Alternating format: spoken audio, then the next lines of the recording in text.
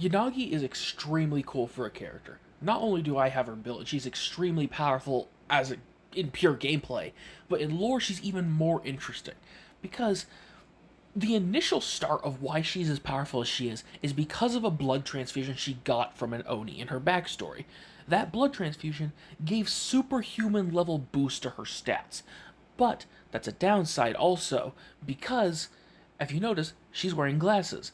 Originally, she didn't need glasses, but the longer this blood is circulating through her body, it's apparently also making her weaker over time, despite the initial massive power boost. So it's kind of a double edged sword.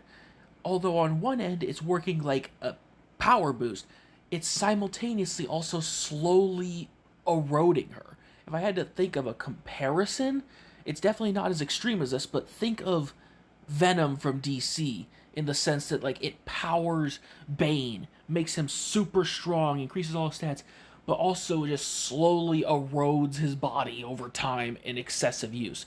Except, unlike with Bane, she can't get rid of this stuff. It's just constantly circulating through her body. But that also adds to my Sokaku video I added before that if a tiny bit of Oni blood can make someone this powerful, how ridiculously strong were the fully fledged, like, combat experienced, fully grown adult Onis? Hell, no wonder there was a big conflict between humanity and Onis.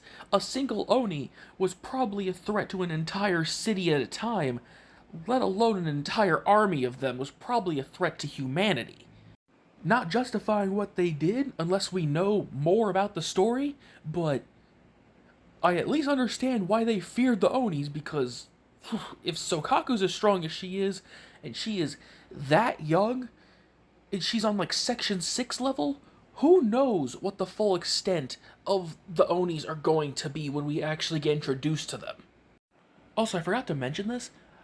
Apparently, she has like some kind of time dilation ability, because if you look at her like blade, it has like some kind of clock that slows down and moves whenever she's about to use her ultimate, and then whenever she's using it, she's extremely fast, while everything else seems to be moving in slow motion.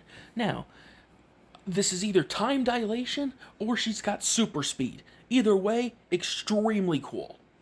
And the implications of it are even more ridiculous when you think about it, especially if it's something like time dilation.